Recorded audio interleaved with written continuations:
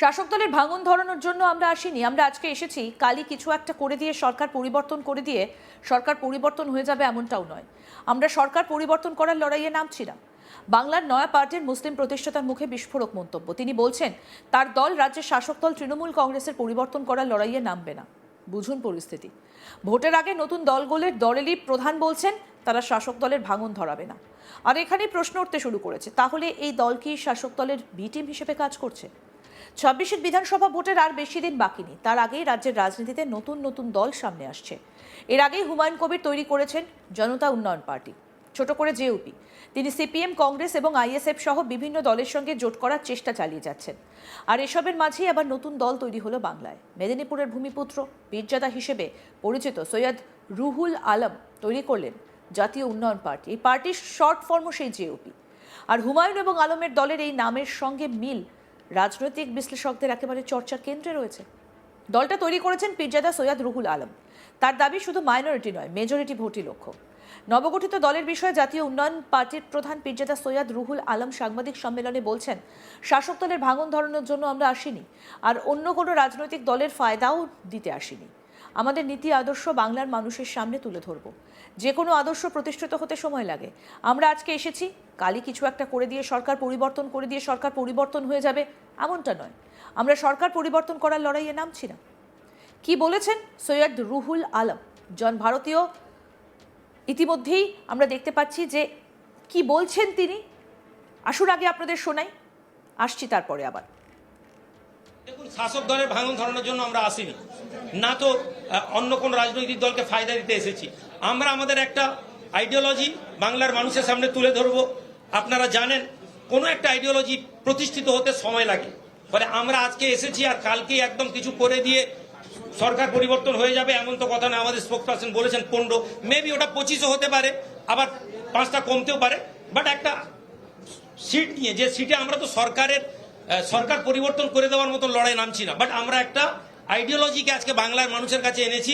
কেননা ইলেকশনই একটা প্রপার সময় যখন মানুষকে রাজনৈতিক মতাদর্শে মানুষের কাছে পৌঁছানো। এইখানে যে তৃতীয় শক্তি বলা হয়েছে, এই তৃতীয় শক্তিটা এই টিমগুলোর সাথে নিয়েই তৃতীয় শক্তির জোটের কথা আভাস দেওয়া হয়েছে। এটা এমন শুধু আমাদের জন্য নয়, বরং আমরা একটা তৃতীয় অক্ষ বা তৃতীয় শক্তির যে বিষয়টা বলেছি, সেটা আপনি যে রাজনৈতিক দলগুলো বললেন, এবং এরা নিঃসন্দেহে রাজনীতির লড়াইয়ে দৌড়ে ওরা আমাদের থেকে অনেক আগে আছেন। ফলে আমাদের তাদের কাছেও আপিল থাকবে, একটা সাম্মানিক জায়গায় দাঁড়িয়ে যদি আমরা সিট আন্ডারস্ট্যান্ডিং করে নিতে পারি, অবশ্যই আমরা ভোটকে নষ্ট হতে দেব না। এবং বাংলার মানুষের কাছে এটাও আপিল থাকবে যে যতক্ষণ না আপনারা আপনাদের ভোটকে প্রপার ওয়েতে ইউজ করতে পারছেন, ততক্ষণ পর্যন্ত কখনো আমরা আমাদের লক্ষ্যে পৌঁছাতে পারবো না। ফলে তৃতীয় শক্তিকে আমরা মজবুত করার উদ্দেশ্যেই করছি। দেখুন, এটা তো ডিপেন্ড করছে হুমায়ুন কবির সাহেবের সাথে যতক্ষণ আমরা বসছি, উনার আইডিওলজিক্যালি কি, উনি কিছুদিন আগে কথা হয়েছে, উনার দৃষ্টিভঙ্গি, উনার কর্মকাণ্ড সেটা কি জানে। আজকে আমরা বিজেপির সাথে করবো না কেন বলছি? একটাই কারণ, তাদের আইডিওলজিক্যালি তারা ভারতের সংবিধান থেকে ভারতবর্ষকে চেঞ্জ করে মনুসংহিতার দিকে নিয়ে যাচ্ছে। এই জন্যই তাদের সাথে লড়াই। আদারওয়াইজ বিজেপির কর্মকাণ্ড আর তৃণমূলের কর্মকাণ্ডকে আপনি একটা টেবিল বানান, দেখবেন কোনো পার্থক্য নেই। শুধু বক্তব্যের আইডিওলজিতে তাদের জন্য আমরা একজনকে বলছি আমরা যেতে পারি, একজনকে বলছি যেতে পারি না। ফলে হুমায়ুন সাহেব কি ভাবনা নিচ্ছেন বা আমাদের ভাবনা তার সাথে ম্যাচ করবে কিনা সেটা তার উপর নির্ভর। অবশ্যই আমরা সকলের কাছে আপিল করব যে আমরা একটা তৃতীয় শক্তি তৈরি করে এই ভোটটা লড়াই করি, যাতে কোনোভাবে বিজেপির কোনো জায়গা বাংলায় না হয়ে যায়। আচ্ছা, তৃতীয় শক্তি বলার পেছনে কংগ্রেসকে আমরা তৃতীয় শক্তি বলছি কেন বাংলায়? আজকের দিনে বামেদেরকে আমরা তৃতীয় শক্তি কেন বলবো? মানে শক্তির নিরিখে যদি আমরা এটা দেখি, তাহলে তৃতীয় শক্তি একটা শব্দ, মানে কংগ্রেসকে বাংলার মাটিতে কোনোভাবে তৃতীয় শক্তি বলার কোনো জায়গা নেই। সেই তুলনায় তবু আমরা সিপিএমকে তৃতীয় শক্তি বলতে পারি বা বামেদেরকে তৃতীয় শক্তি বলা যেতে পারে। বাট এই তৃতীয় শক্তি যেহেতু বামেদের একটা উদ্যোগ আছে সবাইকে নিয়ে চলার, ফলে আমরা বলছি। ফলে চতুর্থ শক্তি আপনি কংগ্রেসকে বলতে পারেন, বাট আমরা তো অবশ্যই নয়।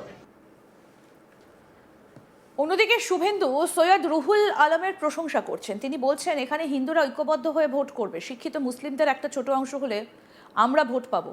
আমরা অ্যানালাইসিস করছি এই জেলাতে আমাদের লড়াই কার সঙ্গে হবে, কারণ এই জেলায় মুসলিম ভোটের একটা বড় অংশ রুহুল আমিন ভাই পাবেন।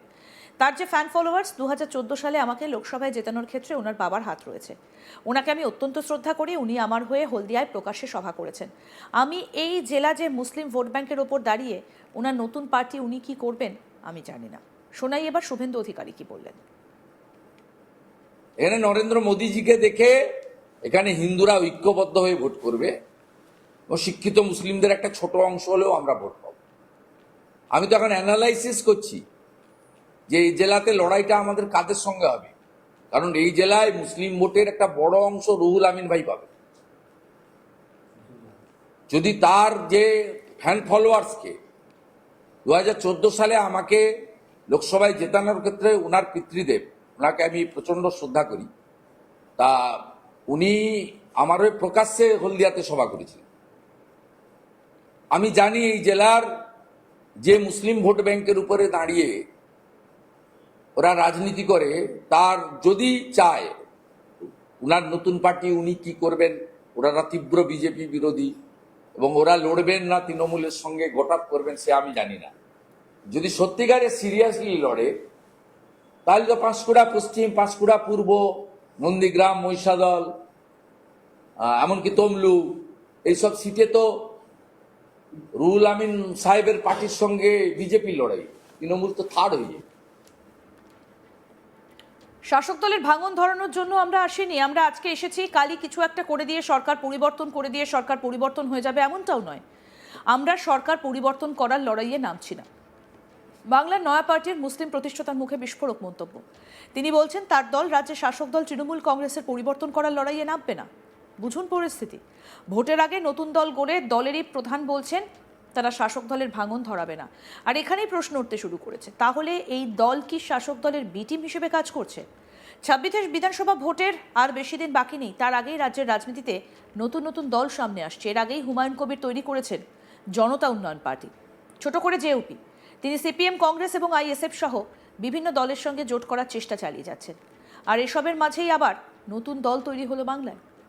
মেদিনীপুরের ভূমিপুত্র এবং পীরজাদা হিসেবে পরিচিত সৈয়দ রুহুল আলম তৈরি করলেন জাতীয় উন্নয়ন পার্টি। এই পার্টিরও শর্ট ফর্ম সেই জেউপি। আর হুমায়ুন এবং আলমের দলের এই নামের মিলও কিন্তু রাজনৈতিক বিশ্লেষকদের চর্চার কেন্দ্রে রয়েছে। দলটা তৈরি করেছেন পীরজাদা সৈয়দ রুহুল আলম।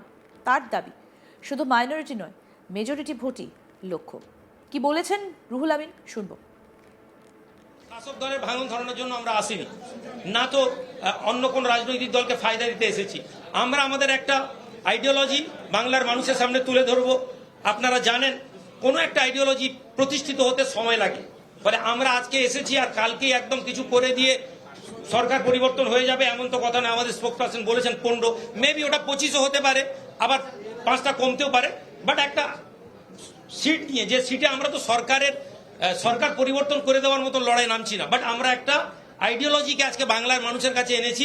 কেননা ইলেকশনই একটা প্রপার সময় যখন মানুষকে রাজনৈতিক মতাদর্শে মানুষের কাছে পৌঁছানো। এই আরও আপডেট পেতে দেখতে থাকুন আজ তাক বাংলা। সাবস্ক্রাইব করুন, নোটিফিকেশন পেতে বেল বাটন অপশন প্রেস করুন।